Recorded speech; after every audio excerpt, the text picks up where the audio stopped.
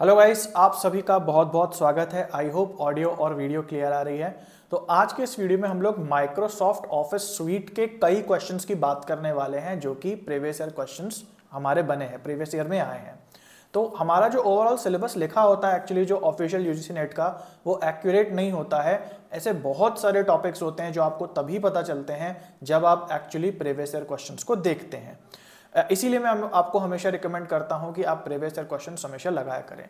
तो एक आईसीटी में एक टॉपिक है यानी कि माइक्रोसॉफ्ट ऑफिस स्वीट, यानी इसके अंदर बहुत सारे सॉफ्टवेयर्स आते हैं, Microsoft Word, Microsoft Excel, Microsoft PowerPoint, और इन सबके जो फंक्शंस होते हैं उनसे भी काफी सारे क्वेश्चंस बनते हैं। जैसे कंट्रोल एक्स दबाएंगे तो क्या होगा, कंट्रोल वी दबाएंगे तो क्या होगा, हेडर क्या होता है, फुटर क्या होता है। मतलब इन सॉफ्टवेयर्स के अंदर जो आप फंक्शंस यूज करते हैं उनसे जुड़े हुए काफी क्वेश्चंस बनते हैं। तो आज के इस वीडियो में हम वो सारे प्रीवियस ईयर क्वेश्चंस लगाएंगे। ये नोट्स जो है ये भी आपको फ्री मिलेंगे जिनका लिंक डिस्क्रिप्शन में होगा, और इसके साथ जो हम प्रीवियस ईयर क्वेश्चंस लगाने वाले हैं ये भी आपको लिंक डिस्क्रिप्शन में मिल जाएगा। तो चलिए बिना डिले के हम लोग स्टार्ट करते हैं, और स्टार्ट करने से पहले देख लेते हैं भाई यहाँ पे सेक्शन वाइज और ईयर वाइज यूजीसी नेट के प्रीवियस ईयर क्वेश्चंस आपको मिल रहे हैं एग्जाम से पहले तैयारी करने के लिए। इनके प्राइजेस भी बहुत ज्यादा घटा दिए गए हैं ताकि सभी बच्चे से अफोर्ड कर पाएं और आराम से घर बैठे बैठे तैयारी कर पाएं। इसको यूज करने से पहले आपको फ्री डेमो भी मिलेगा, तो उसे जरूर से ले लें, जिसमें आप अलग अलग सेक्शन के क्वेश्चंस अलग अलग लगा पाएंगे। Teaching aptitude, communication, research aptitude, DI, reading comprehension. तो इसे जरूर से ट्राई करें, और इसे ट्राई करने के लिए, इसका फ्री डेमो लेने के लिए आप ये एंड्रॉइड ऐप जो कि कुमार एजुकेशन ऐप है, इसको डाउनलोड कर सकते हैं, या फिर इस व्हाट्सएप नंबर पे कांटेक्ट करके फ्री डेमो की रिक्वेस्ट कर सकते हैं। और ये सारे के सारे लिंक जो हैं, व्हाट्सएप का भी जो लिंक है वो डिस्क्रिप्शन में दिया है, जरूर से चेकआउट करें। तो चलिए गाइस आगे बढ़ते हैं, और आज हम जानते हैं कि what is Microsoft office sweet. तो स्वीट का मतलब क्या है यहाँ पे? क्या ये मिठाई वाला स्वीट है? नहीं, मिठाई वाला स्वीट नहीं है। असल में कोई भी सॉफ्टवेयर जिसके अंदर कई सारे सॉफ्टवेयर्स आते हैं और वो सारे मिल करके एक बहुत बड़ा काम आपका एक ही बार में कर देते हैं, उसे हम स्वीट बोलते हैं। जैसे कभी कभी होटल रूम भी अगर बुक कराया जाए तो स्वीट कभी कभी बुक होते हैं। स्वीट का मतलब एक ऐसा होटल रूम है इसमें एक कमरे के अंदर सब कुछ है, उसमें पूल भी है, उसमें नहाने की भी बढ़िया जगह है, उसमें जो है बाथरूम भी बहुत बड़ा सा है, और उसमें ड्राइंग रूम भी है, उसमें बेडरूम भी है। तो ऐसा जो कंप्लीट पैकेज होता है इसको बेसिकली हम लोग स्वीट बोलते हैं। तो माइक्रोसॉफ्ट ऑफिस आप सबको पता होगा कि हमारे कंप्यूटर का एक ऐसा सॉफ्टवेयर है, और हमने इसे प्रोप्राइटरी सॉफ्टवेयर में पढ़ा था आईसीटी सेक्शन के अंदर, यानी कि पैसे दे करके ये एक सॉफ्टवेयर है जो मिलता है, और इसके अंदर कई सारे सॉफ्टवेयर सम्मिलित होते हैं जो कि मिल करके आपके ऑफिस के काम को आसान बनाते हैं ना। बहुत लोग इसका सर्टिफिकेशन भी करते हैं माइक्रोसॉफ्ट ऑफिस का, जिसमें वो MS Word, MS Excel, PowerPoint वगैरह को चलाना सीखते हैं। तो ये सारा का सारा आता है हमारा माइक्रोसॉफ्ट ऑफिस स्वीट के अंदर। तो क्या है भाई माइक्रोसॉफ्ट ऑफिस?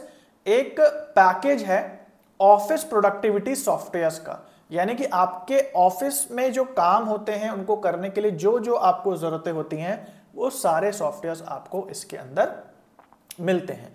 तो कुछ कॉमन सॉफ्टवेयर्स इसके अंदर आते हैं जिनसे जुड़े हुए प्रीवियस ईयर क्वेश्चंस हम लोग देखने वाले हैं। सबसे पहला है एमएस वर्ड। एमएस ऑफिस के अंदर आप माइक्रोसॉफ्ट बोलें, शॉर्ट में एमएस बोल दें, वही बात है। एमएस ऑफिस के अंदर जो सबसे पहला सॉफ्टवेयर है वो कहलाता है एमएस वर्ड। एमएस वर्ड क्या काम करता है? ये एक वर्ड प्रोसेसर सॉफ्टवेयर है। वर्ड प्रोसेसर का मतलब है जो भी टेक्स्ट बेस्ड काम है, आपको अपनी सीवी बनानी है, कोई डॉक्यूमेंट टाइप करना है ना, किसी भी प्रकार की टाइपिंग करनी है, नोट्स बनाने हैं, आप यहां पे टाइप कर सकते हो और एडिट कर सकते हो। दूसरा है हमारा एमएस एक्सेल, माइक्रोसॉफ्ट एक्सेल। यहां पे आप अपना डेटा इकट्ठा कर सकते हो टेबल के फॉर्म में। इसे हम कहते हैं स्प्रेडशीट्स। स्प्रेडशीट्स को हम एक्सेल वाले लेक्चर में इसे और अच्छे से पढ़ेंगे, लेकिन अभी यहां समझ लेते हैं एक्सेल, एमएस एक्सेल क्या काम करता है। जो रोज एंड कॉलम्स में हम लोग अपना डेटा इकट्ठा करते हैं उसका काम ये करता है। और तीसरा है पावर पॉइंट, यानी कि जब आपको प्रेजेंटेशंस बनानी होती हैं तो आप किस पे बनाते हो? एमएस पावर पॉइंट पे बनाते हो। इन तीनों सॉफ्टवेयर से जुड़े हुए ढेर सारे क्वेश्चंस जो हैं वो प्रीवियस ईयर्स में आए हैं, जिनको अभी हम लोग देखने जा रहे हैं। लेकिन आगे बढ़ने से पहले मैं आपको इसके एक फ्री ऑल्टरनेटिव के बारे में बताना चाहता हूं कि जैसे ये तो प्रोप्राइटरी सॉफ्टवेयर है, आप सबको पता है कि भाई पैसे देने पड़ते हैं, या जब आप लैपटॉप खरीदते हैं अगर पहले से मान लो डला है तो उसके पैसे लैपटॉप में आपके इंक्लूडेड होते हैं। लेकिन इसके अलावा एक और चीज है जो कि गूगल का प्रोडक्ट है, जिसको कि आप फ्री में अपने वेब ब्राउजर से भी यूज कर सकते हो। जैसे MS वर्ड की जगह गूगल जो है वो गूगल डॉक्स प्रोवाइड करता है, जो कि काम सेम यही करता है लेकिन क्रोम ब्राउजर में खुलता है और फ्री में आप इसका यूज कर सकते हो।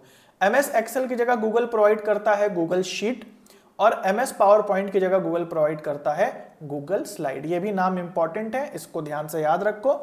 जो हमारे दूसरे ICT के चैप्टर्स हैं उसमें इनफैक्ट जो क्लाउड स्टोरेजेस होते हैं उनके बारे में पूछा गया कि गूगल ड्राइव किस कंपनी का है, iCloud किस कंपनी का है, और वन ड्राइव किस कंपनी का क्लाउड स्टोरेज है।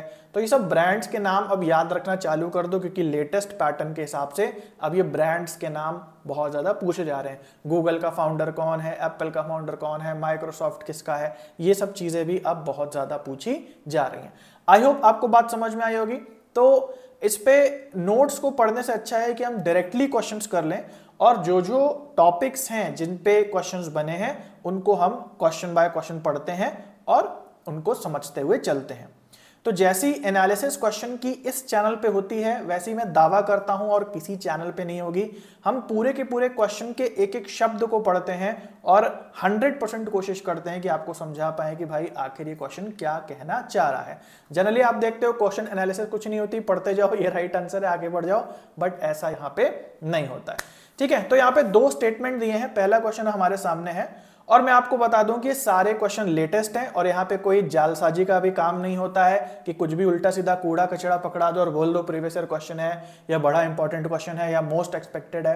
देखो भाई आगे क्या आने वाला है हम बस एक अंदाजा लगा सकते हैं on the basis of frequency of a particular type of questions. अगर कोई क्वेश्चन बहुत ज्यादा किसी टॉपिक से आ रहा है तो हम कह सकते हैं हाँ भाई अगली बार आ सकता है, लेकिन श्योर शॉट आएगा, मोस्ट एक्सपेक्टेड है, ये सब कुछ नहीं होता है ना। और ये सब बेवकूफ बनाने वाली बातें होती हैं। तो यहाँ पे मैं आपको रेफरेंस भी देता हूं कि कौन सा क्वेश्चन किस ईयर के किस शिफ्ट के किस डे से आया है और वो कौन सा नंबर का क्वेश्चन है वो भी यहाँ पे दिया हुआ है ना। तो यहाँ हम देख लेते हैं सारे लेटेस्ट क्वेश्चन हम लोग देखने वाले हैं। तो यहाँ सबसे पहला स्टेटमेंट यहाँ पे कह रहा है the tool which is used to insert decorative text in a document is called clip art. तो यहां पे एक मेन ऑप्शन है, मेन वर्ड है जो कि है क्लिप आर्ट। ये क्लिप आर्ट का मतलब क्या होता है? अगर आपने MS Word, MS PowerPoint वगैरह यूज किया होगा तो उसमें एक ऑप्शन होता है क्लिप आर्ट का। क्लिप आर्ट ऑप्शन को जब आप सिलेक्ट करते हो तो वो बेसिकली आपको क्लिप आर्ट्स देता है। क्लिप आर्ट मतलब कुछ छोटी मोटी ड्रॉइंग्स देता है। तो क्लिप आर्ट शब्द संबंधित है हमारा ड्रॉइंग से। तो यहीं से नोट्स बनाते चलो। नोट्स में मैंने अलग से नहीं डाला है क्योंकि अगली बार फिर कुछ क्वेश्चंस बनेंगे, उसमें फिर कुछ कंसेप्ट्स आ जाएंगे, क्योंकि अपने आप में जितने ऑप्शंस हैं MS वर्ड के अंदर, पावर पॉइंट के अंदर, वो इतने सारे हैं कि अगर उसको अभी पढ़ने बैठ जाएंगे तो पता नहीं कितने दिन लग जाएंगे। तो अभी हम लोग उन रिपीटेड क्वेश्चंस को देख रहे हैं या उन रिपीटेड कंसेप्ट्स को देख रहे हैं जिन पे बार बार क्वेश्चंस बने हैं, है ना। तो इससे क्वेश्चंस भी हम देखते जाएंगे और इनको हम समझते भी जाएंगे। तो क्लिप आर्ट किससे संबंधित है? डेकोरेटिव टेक्स्ट से संबंधित नहीं है। क्लिप आर्ट संबंधित है जो इमेजेस होती हैं, कह लो कि प्री इंस्टॉल्ड इमेजेस होती हैं हमारे MS वर्ड या पावर पॉइंट में, उनको हम क्लिप आर्ट कहते हैं।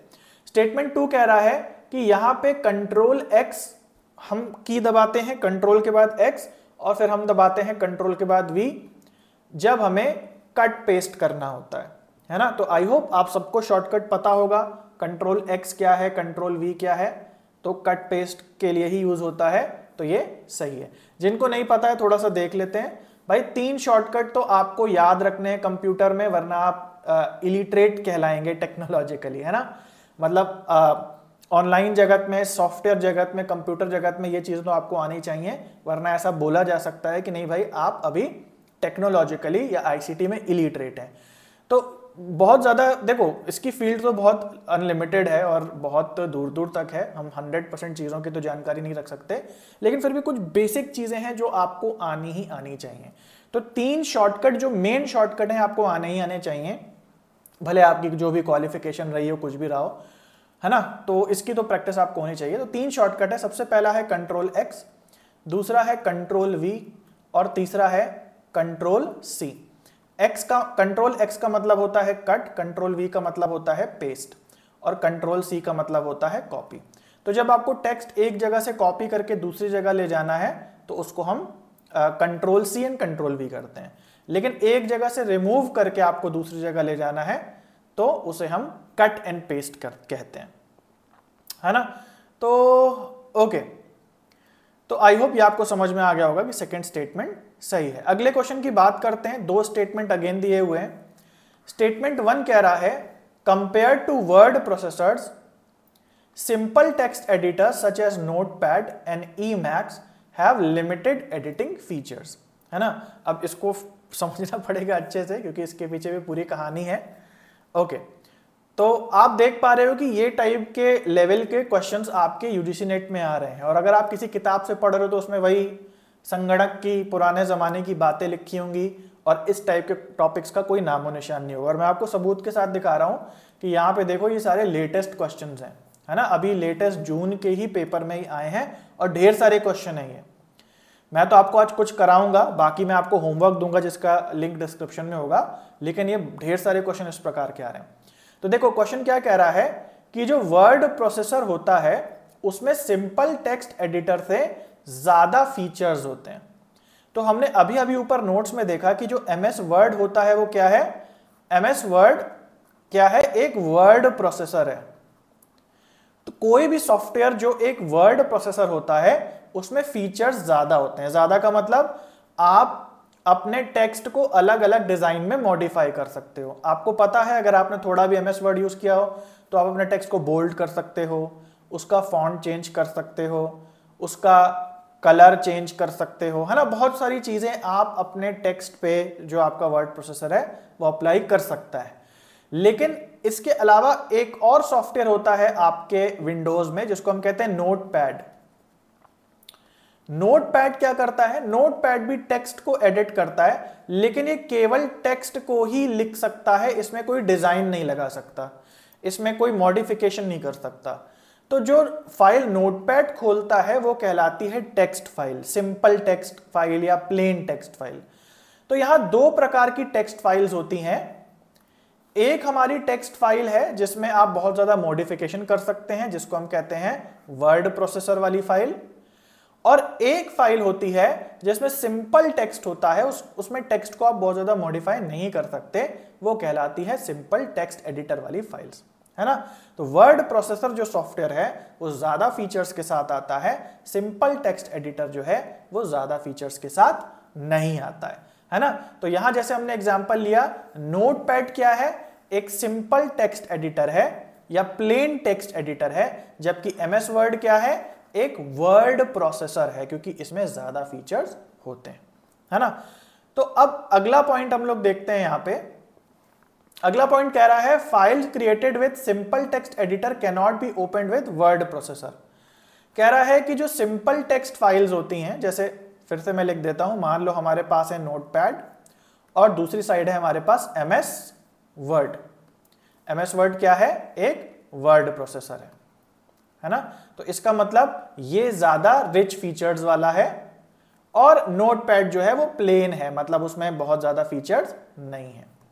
अब ध्यान से समझना कि मान लो एमएस वर्ड पे हम कोई फाइल सेव करते हैं, है ना, ये हमारी फाइल है मान लो। अब क्योंकि ये रिच फाइल है तो ये प्लेन टेक्स्ट एडिटर पे नहीं खुल पाएगी, क्योंकि इसके अंदर फीचर्स ज्यादा हैं। प्लेन टेक्स्ट एडिटर के पास उतने चीजें नहीं है कि वो उसको खोल पाए। लेकिन इसका उल्टा पॉसिबल है। मान लो नोटपैड पे आपने कोई फाइल बनाई है, प्लेन टेक्स्ट वाली फाइल बनाई है, तो ये एमएस वर्ड पे या किसी रिच टेक्स्ट एडिटर पे खुल सकती है। बात समझ रहे हो। तो जो ज्यादा फंक्शनलिटी वाली चीज है वो छोटी चीज पे तो नहीं खुलेगी, लेकिन जो छोटी फाइल बनी है वो बड़े वाले सॉफ्टवेयर पे खुल जाएगी।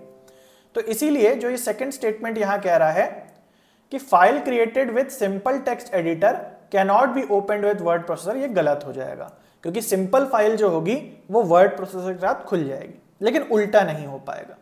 तो सेकंड स्टेटमेंट हमारा गलत हो जाएगा। अगला क्वेश्चन देखते हैं। In the context of MS power point. अब किसके ऊपर ये क्वेश्चन है, पावर पॉइंट के ऊपर क्वेश्चन है, जिससे हम स्लाइड्स एंड प्रेजेंटेशंस बनाते हैं। देखो क्या क्या चीजें कह रहा है in context of MS PowerPoint a presentation software which of the following statements are true. तो यहां पे कह रहा है पावर पॉइंट के संबंध में कौन कौन से स्टेटमेंट्स जो है वो सत्य हैं। लिखा है objects on the slide that hold text picture and more are called placeholders, है ना। तो क्या कह रहा है कि एक स्लाइड के ऊपर हम जब भी कोई पिक्चर इमेज चीजें डालते हैं तो उसको हम प्लेस होल्डर बोलते हैं। तो ये बात सही है। आप नोट्स बनाएं क्वेश्चंस को देख देख के। देखो बहुत लोग कहते हैं कि पहले भैया पूरा कोर्स पढ़ लो उसके बाद प्रीवियस ईयर क्वेश्चंस देखना, और कोर्स में ही बच्चे इतना उलझ जाते हैं, वो भी पता नहीं सही कोर्स है गलत कोर्स है, उसी में इतना उलझ जाते हैं कि उनको प्रीवियस ईयर क्वेश्चंस देखने का टाइम ही नहीं मिलता। और जब नहीं होता एग्जाम तो बोला जाता है भाई तुमने तो कोर्स कंप्लीट नहीं करा, इसलिए देखो तुम्हारा पेपर नहीं हुआ। मैं आपको ड्यूअल अप्रोच देता हूं, to and fro transitional approach देता हूं कि भाई आप अपना सिलेबस भी कवर करो और साथ में प्रीवियस ईयर क्वेश्चंस भी देखो। प्रीवियस ईयर क्वेश्चंस भी आपको नोट्स बनाने में ही मदद करते हैं, वो कोई दुश्मन नहीं है नोट्स के आपके सिलेबस के आपके। क्या आप प्रीवियस ईयर क्वेश्चंस देख लोगे तो दुश्मनी हो जाएगी सिलेबस से आपके कोर्स से। तो दोनों चीजें टू एंड फ्रो देखी जाती हैं, इसका कोई हार्ड एंड फिक्स रूल नहीं है। तो जैसे हम यहाँ क्वेश्चंस देख रहे हैं तो क्वेश्चंस इसलिए नहीं देख रहे कि हम ये जांच रहे हैं कि यार हमें बात आती है कि नहीं, हम इसलिए देख रहे हैं कि हाँ भाई ऐसा हो सकता है कुछ पॉइंट हमें नहीं आते और वो हम अपने नोट्स में इंक्लूड कर लेंगे।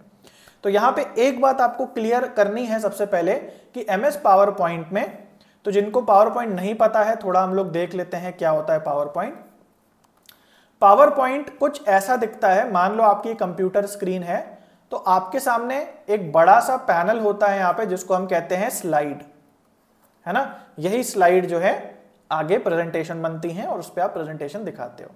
साइड में आप इसके प्रीव्यू बने होते हैं, मतलब मान लो कि आपके प्रेजेंटेशन में 3 स्लाइड्स हैं, स्लाइड नंबर 1, स्लाइड नंबर 2 और स्लाइड नंबर 3। उनके प्रीव्यू साइड में बने रहते हैं, जिस स्लाइड पे आप क्लिक करोगे वो स्लाइड बगल में यहाँ पे खुल जाएगी, है ना। तो इस स्लाइड पे क्या कह रहा है कि कोई भी आप जो ऑब्जेक्ट प्लेस करते हो उसे हम बोलते हैं प्लेस होल्डर, है ना। तो ये बात आप याद कर लो या नोट्स में डाल लो कि ये बात सही है। दूसरा पॉइंट कह रहा है MS power point automatically opens with window operating system. कह रहा है कि विंडोज जब हम ओपन करते हैं तो पावर पॉइंट अपने आप ओपन हो जाता है, तो ये बात गलत है ना। Actually as a computer user आपको ये पता होना चाहिए कि जब भी आप कंप्यूटर ऑन करते हो तो ये आपके कंट्रोल में है कि आप किस एप्लीकेशन को चाहते हो कि कंप्यूटर टर्न ऑन होते ही वो खुल जाए। But by default MS power point अपने आप नहीं खुल जाता, आपको डबल क्लिक करना पड़ता है इसके आइकन पे एंड देन खोलना होता है। और उसके बाद क्वेश्चन है a view that display slide of presentation as miniature representations of the slide is called slide sorter view। इसका क्या मतलब है? कह रहा है कि वो व्यू जहां पे सारी की सारी स्लाइड्स मिनिएचर रिप्रेजेंटेशन में होती हैं। तो जैसे मैंने आपको एक ड्राइंग बना के दिखाई, तो जैसे मैंने बोला कि ये जो छोटी छोटी स्लाइड्स आपके सामने आती हैं, है ना, बनी हुई आती हैं, एक प्रीव्यू के रूप में आती हैं, तो इसको यहां बोला गया है कि एक मिनिएचर तरीके से जो सारी स्लाइड्स आपको किनारे में दिखाई देती हैं, इसको क्या टर्म बोला है कि इसको हम लोग कहते हैं स्लाइड सॉर्टर व्यू। तो ये भी नोट्स में डाल लो, ये भी बात सही है ना। देखो भाई मैं भी बहुत टाइम पहले से पावर पॉइंट यूज कर रहा हूं, उस पर प्रेजेंटेशन बना रहा हूं। इनफैक्ट ये भी जो प्रेजेंटेशन है ये पहले पावर पॉइंट पे बनती है, उसके बाद ये पीडीएफ में कन्वर्ट होती है।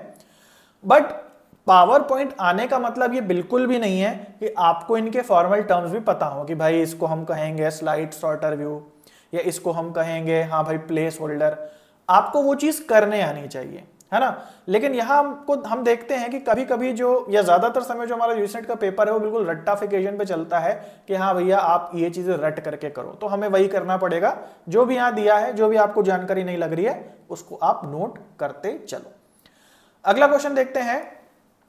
इन the Microsoft Office PowerPoint there are 2 types of slide orientations that are supported. What are those orientation types, है ना। अब देखो पावर पॉइंट की बात कर लो या माइक्रोसॉफ्ट ऑफिस की बात कर लो या माइक्रोसॉफ्ट वर्ड की बात कर लो, कहीं भी जब हम कुछ काम करते हैं, कोई टेक्स्ट वगैरह एडिट करते हैं, तो उसके पेज के 2 ओरिएंटेशन होते हैं। तो सबसे पहले बात करते हैं पेज क्या होता है ना। जैसे मान लो कि ये स्लाइड है तो इसको आप एक पेज भी बोल सकते हो, या मान लो कि हम MS वर्ड पे काम कर रहे हैं और हमें अपनी CV बनानी है, तो आपके सामने एक पेज खुलता है जिसपे आप कुछ लिख के अपनी CV बनाते हो। तो ये पेज है। अब इस पेज के जो है ओरिएंटेशन होते हैं दो टाइप के, है ना। इस पेज के दो टाइप के ओरिएंटेशन होते हैं, यानी कि इस पेज को दो तरीके से रखा जा सकता है। एक खड़े तरीके से, तो ये जो पेज है हमारा क्या है, ये खड़ा पेज है। एक पेज है टेढ़ा करके या लेटा के। तो अगर इसी पेज को हम थोड़ा मोड़ दें ऐसे करके, तो ये क्या हो जाएगा, लेटा हुआ पेज हो जाएगा। जैसे मेरे पीछे जो PDF चल रही है उसका ओरिएंटेशन क्या है, उसका ओरिएंटेशन लेटा हुआ है, खड़ा हुआ नहीं है, क्योंकि मेरी स्क्रीन की विड्थ ज्यादा है ना, तो मुझे इसे लेटा के रखना पड़ता है। लेकिन अगर मान लो कि कोई मुझे बुक लिखनी हो, तो मैं इसे लेटा करके पेज रख के बुक नहीं लिख सकता, फिर मुझे इसे खड़ा करना पड़ता है। तो दो प्रकार के आप कह लो कि ओरिएंटेशन होते हैं, एक होता है खड़ा वाला और एक होता है लेटा वाला। तो मेरे पीछे कुछ ऐसा लेटा वाला पेज है जिसपे ऐसे क्वेश्चंस लिखे हुए हैं। तो जो खड़ा वाला हमारा ओरिएंटेशन है, इसको हम कहते हैं लैंडस्केप, सॉरी इसको हम कहते हैं पोर्ट्रेट, है ना। इस नाम याद रखना, ऐसे खड़ा वाला लेटा वाला ये वाला नहीं आएगा एग्जाम में। इसको मैंने तो समझाने के लिए आपको बता दिया, अब समझ में आ गया तो नाम भी देख लो। इसको हम कहते हैं पोर्ट्रेट, और जो लेटा वाला होता है इसको हम कहते हैं लैंडस्केप, है ना। Portrait and landscape. पोर्ट्रेट मतलब ऊपर ऐसे खड़ा हुआ, लैंडस्केप मतलब ऐसे तिरछा। तो एक बार हम कंफर्म भी कर लेते हैं, पोर्ट्रेट वर्सेस लैंडस्केप डाल देते हैं, होपफुली कोई इमेज आ जाएगी, है ना। तो what is portrait and landscape. तो यहां पे आप देख सकते हो एक इमेज आ गई है। तो ओके, तो पोर्ट्रेट मतलब होता है सीधा, जिसको आप ऐसे भी याद रख सकते हो, जो चित्रकारी आप करते हो, जो चित्र बनाते हैं वो उसको पोर्ट्रेट भी बोलते हैं। तो वो सीधा वाला पोर्ट्रेट होता है ना। और कभी कभी जो सीनरी होती है, व्यू होती है, उसको हम लैंडस्केप भी बोलते हैं। तो सीनरी ऐसी पूरी सामने आती है, तो उससे भी आप याद रख सकते हो। तो यहाँ पे हो जाएगा हमारा क्या, पोर्ट्रेट एंड लैंडस्केप, पहला ऑप्शन। आई होप ये चीज समझ में आ गई। ओके, अगला क्वेश्चन देखते हैं। A company's word process daily report contains a graph from a spreadsheet. The report needs to display the most recent information from the spreadsheet. What feature should be used to insert most up-to-date graph? है ना। Again ये कुछ ऐसी चीजें हैं जो student से नहीं पूछनी चाहिए, कुछ ज्यादा ही एडवांस हो जा रही हैं, लेकिन मेरा फर्ज है कि भले ये जितना एडवांस कर दें, मैं आपको सरल से सरल भाषा में समझाऊं। हालांकि टेक्निकल नॉलेज होना आपके पास बहुत जरूरी है। अगर आपने कभी लैपटॉप उठाया नहीं और उस पर कभी क्लिक नहीं करा, या आपको पता नहीं है आइकन क्या होता है ना, विंडो क्या होती है, मतलब ये नहीं पता, तो फिर तो मेरे लिए भी इम्पॉसिबल है आप सबको समझाना। लेकिन हाँ, जीवन में कभी ना कभी अगर आपने अपना ऑनलाइन फॉर्म भरा है, आप भर लेते हो, अपनी फ़ोटो अपलोड कर लेते हो और प्रिंट आउट वगैरह निकलवा लेते हो साइबर कैफ़े जाके, तो आप मेरी बात समझ जाओगे। और जिन बच्चों ने काम कभी नहीं करा, तो कोशिश करेंगे कुछ और बेहतर तरीके अपनाएं, बट फिलहाल के लिए तो उनके लिए कोई विकल्प नहीं, है ना। तो इस ध्यान समझते हैं इस क्वेश्चन को क्या कह रहा है। कह रहा है कि कंपनी है, उसमें डेली रिपोर्ट्स निकलती हैं। कैसे वो रिपोर्ट निकलती हैं? वर्ड प्रोसेसिंग सॉफ्टवेयर का यूज करके। तो सिंपल भाषा में कह सकते हो कि कंपनी जो है वो डेली MS वर्ड सॉफ्टवेयर का यूज करके रिपोर्ट्स निकालती है ना। ये रिपोर्ट निकल रही है, मान लो प्रिंट आउट निकल रहे हैं। इसमें कह रहा है कि डेली जो है ग्राफ ऐड करते हैं ये लोग, है ना। कुछ सेल्स इनकी ऊपर नीचे होती रहती है, डेली बदलती रहती है, वो अपडेटेड ग्राफ इन्हें इसमें डालने होते हैं। तो जो हमारी सेल का रिकॉर्ड है, डेटा वगैरह है कि कितनी सेल हुई कितनी नहीं हुई, इसको हम कहां सेव करते हैं? इसको हम सेव करते हैं स्प्रेडशीट में, यानी MS एक्सेल का यूज करते हैं। तो MS वर्ड किस लिए है? टेक्स्ट लिखने के लिए। जबकि MS एक्सेल किस लिए है? डेटा लिखने के लिए। जो गणित वाला डेटा होता है उसका हिसाब जोड़ जो है वो MS एक्सेल में हो जाता है, स्प्रेडशीट में हो जाता है। तो जाहिर सी बात है कि जो डेटा होगा ग्राफ उसी से बनेगा, है ना। तो ग्राफ बनाने का भी ऑप्शन एक्सेल शीट में ही होता है। और क्या है कि डेली रिपोर्ट निकाल लें, इसका मतलब क्या है, एक्सेल शीट में अब सेल आप डेली चढ़ाओगे तो ग्राफ चेंज होगा कि भाई आज कुछ सेल हुई, कल कुछ सेल हुई, कल कुछ सेल हुई।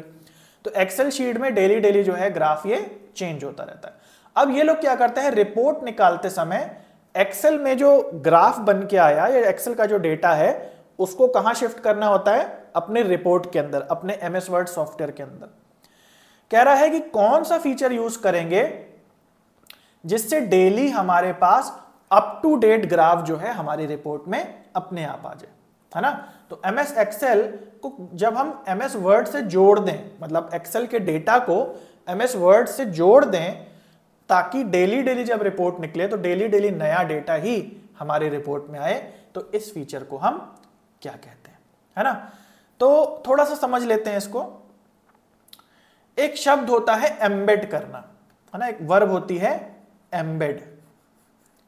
जब भी आप किसी दूसरी जगह का कंटेंट किसी दूसरी जगह पे एक तरीके से इंस्टॉल करते हो, है ना, तो उसको हम कहते हैं एम्बेडिंग करना, उसमें डालना।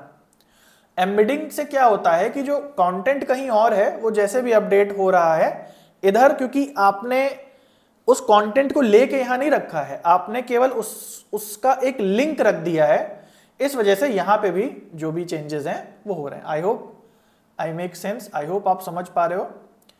देखो इसको, इस चीज को ऐसे ध्यान से समझ सकते हो कि जैसे मान लो कि मेरे पास 4 पीस सेब है ना, मेरे पास 4 सेब हैं, और मान लो मेरे घर पे भी चार सेब पड़े हैं। ये मेरी दुकान पे 4 सेब पड़े हैं, मेरे घर पे 4 सेब पड़े हैं। अगर मान लो यहां से कोई कस्टमर 3 सेब खरीद करके ले जाता है, तो क्या मेरे घर पे भी सेब कम हो जाएंगे? नहीं, मेरे घर पे सेब कम नहीं होंगे, क्योंकि यहां पे अलग सामान है और मेरे घर पे अलग सामान है। लेकिन मान लो कि मेरे दुकान पे 4 सेब पड़े हैं, ठीक है जी, और मैंने इन सेब का डेटा एक ऐप पे डाल दिया है, और जैसे ही सेल होती है मेरे घर पे जो ऐप है उसमें लिख के आ जाता है कितनी सेल हुई है ना। तो अगर मान लो यहां पे अब ग्राहक 3 सेब ले जाता है खरीद करके, तो क्या मुझे पता चल जाएगा घर पे? क्या मेरे घर पे जो इन्वेंट्री बनी है मेरी ऐप पे वो भी क्या कम हो जाएगी? वो उसी समय कम हो जाएगी। तो इसका मतलब क्या है कि यहां जो डेटा है वो लाइव अपडेट हो रहा है मेरे घर पे पड़ी हुई ऐप के ऊपर भी। तो सेम चीज होती है एम्बेडिंग में भी, कि जब हम कोई डेटा जो कि कहीं और स्थित है उसे हम अपनी इप रिपोर्ट में एम्बेड कर रहे हैं, तो इसका मतलब है कि अगर ये वाला डेटा चेंज होगा तो ये वाला भी डेटा चेंज होगा। हमने कॉपी पेस्ट नहीं करा है। अगर कॉपी पेस्ट करते तो हमें डेली डेटा को बदलना पड़ता। आई होप आप समझ पा रहे हैं। जैसे फॉर एग्जाम्पल, एक और एग्जाम्पल लेते हैं। जैसे आपने कभी कभी कोई वेबसाइट देखी होगी, और वेबसाइट में क्या होता है कि कोई YouTube वीडियो लगी रहती है ना। अब YouTube वीडियो एक्चुअली कहां पड़ी है? YouTube वाली वेबसाइट पे, वो इस वेबसाइट पे नहीं है। बात समझो, जैसे कोई मान लो वीडियो है वो 1 GB की है। अब किसी ने अपनी वेबसाइट पे एक स्क्वायर बॉक्स लगा दिया है जिसमें YouTube की वीडियो चल रही है। तो क्या ये 1 GB की वीडियो YouTube के सर्वर पे है या यहां आ गई? यहां नहीं आ गई, वो पड़ी है कहां पे? YouTube के सर्वर पे एक्चुअल वीडियो पड़ी है। यहां केवल वेबसाइट को एम्बेड किया गया। अभी आई होप आप समझ गए एम्बेड का मतलब क्या है, कि कोई चीज कहीं और पड़ी हो लेकिन लिंक के द्वारा उसकी जो एक छवि है, उसका जो लाइव स्टेटस है वो कहीं दिख रहा हो, वो लिंकिंग या एम्बेडिंग कहलाता है। तो ये एम्बेड शब्द आप बहुत जगह सुनोगे कि आप YouTube की वीडियो को अपने वेबसाइट पे कैसे एम्बेड करो, तो वहां पे भी एम्बेड शब्द आता है। ओके, आई होप समझ में आ रहा होगा भाई। अगर नहीं समझ में आ रहा है थोड़ा दिमाग पर प्रेशर डालो, क्योंकि दिमाग पर प्रेशर डालना बहुत ज़रूरी हो गया है आज के समय में, है ना। मीठी मीठी बातें बहुत होती हैं और बहुत अच्छी भी लगती हैं सुनने में आप लोगों को, लेकिन थोड़ी कड़वी बातें जो हैं वही आपको नेट जेआरएफ कराएंगी। मीठी मीठी बातें, 5 लाख बच्चे पेपर देने बैठते हैं और आपको पता है कि कितने बच्चे पास होते हैं, तो जो बच्चे पास हो रहे हैं वो शायद पोटेंशियल रखते हैं थोड़ी कड़वी और कठिन बातें सुनने के लिए। Okay, anyways, Kritika is making her science project presentation on friction using a presentation software. She wants to add a phrase presentation on friction on the bottom of each page. Which option should she use? क्या कह रहा है, एक presentation बना रही है, जाहिर सी बात है MS पावर पॉइंट का यूज कर रही होगी।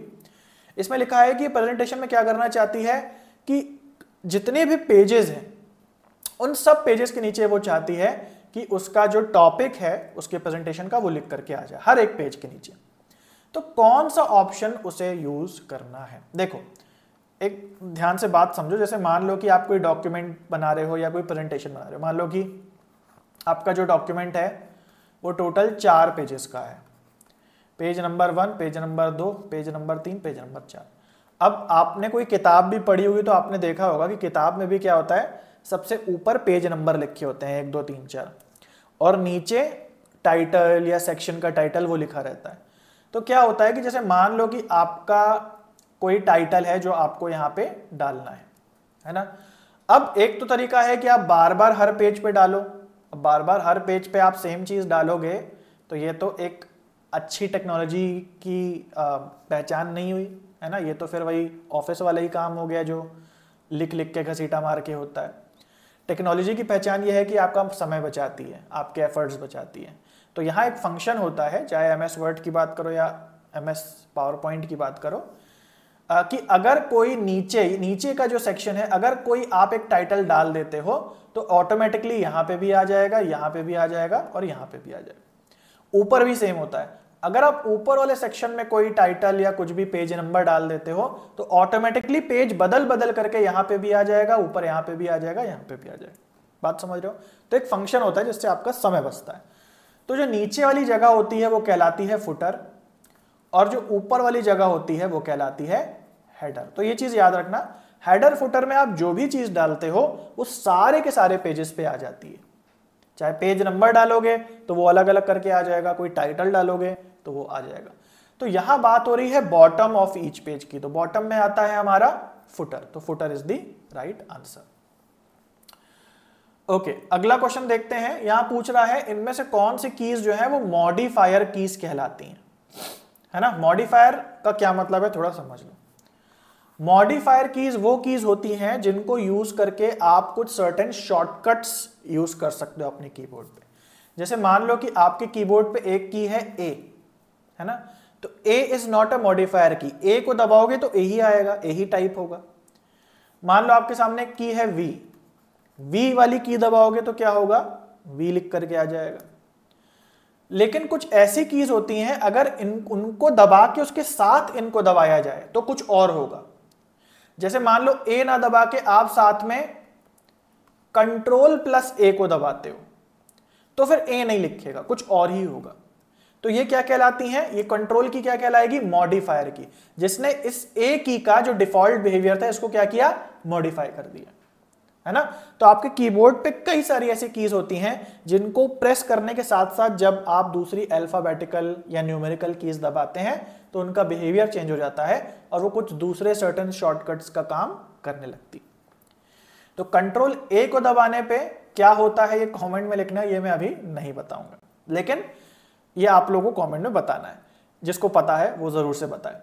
इसके अलावा हमने अभी पिछले क्वेश्चन में हमने बात करी 3 प्रकार की कीज की, Ctrl+C, Ctrl+X और Ctrl+V। तो यहाँ पे कंट्रोल के साथ C को दबाने पे कुछ कॉपी हो जा रहा है, Ctrl+X को दबाने पे कट हो जा रहा है और Ctrl+V को दबाने पे पेस्ट हो जा रहा है। तो यहाँ पे कंट्रोल क्या है, मॉडिफाई कर दे रहा है ना। इसी तरीके से शिफ्ट को दबाने पे भी एक इफेक्ट होता है। क्या होता है, जैसे मान लो ये V की है, तो जब V की को आप दबाते हो तो स्मॉल v लिखता है, केवल V की मैं बात कर रहा हूं, कंट्रोल शब्द दबाने की बात नहीं कर रहा, केवल V को जब दबाते हो तो स्मॉल v लिख के आता है। लेकिन जब आप इसे शिफ्ट के साथ दबा देते हो तो ये कैपिटल V लिख जाता है। तो इसका मतलब डिफॉल्ट बिहेवियर को क्या किया, मॉडिफाई कर दिया शिफ्ट की ने, है ना। उसी तरीके से अल्ट की भी होती है। अल्ट की के साथ भी जब आप A B C D कुछ भी दबाते हो तो वो किसी दूसरे शॉर्टकट का काम कर सकती है, डिपेंडिंग अपॉन कि आप जो सॉफ्टवेयर यूज कर रहे हो उसने क्या की को क्या फंक्शन करे ये असाइन किया है ना। हर सॉफ्टवेयर बनाने वाला अपनी मर्जी से उस की को असाइन कर सकता है। जैसे मैं भी सॉफ्टवेयर बनाता हूं तो वो मेरे ऊपर है कि मैं अपने सॉफ्टवेयर में कौन सी की दबाने से क्या होगा इसे असाइन करके यूजर को डिलीवर कर पाऊं, है ना। तो एंड की जो है वो एक मॉडिफायर की नहीं है। एंड की को दबाने से सिंपली आप किसी लाइन के एंड में पहुंच जाते हो, है ना। उसी तरीके से होम की होती है, होम की को दबाने से आप किसी लाइन के शुरुआत में पहुंच जाते हो। तो यहां पे कंट्रोल, शिफ्ट और ऑल्ट ये तीनों मॉडिफायर कीज कहलाती हैं। सो गाइज, आई होप आपको ये लेक्चर पसंद आया होगा।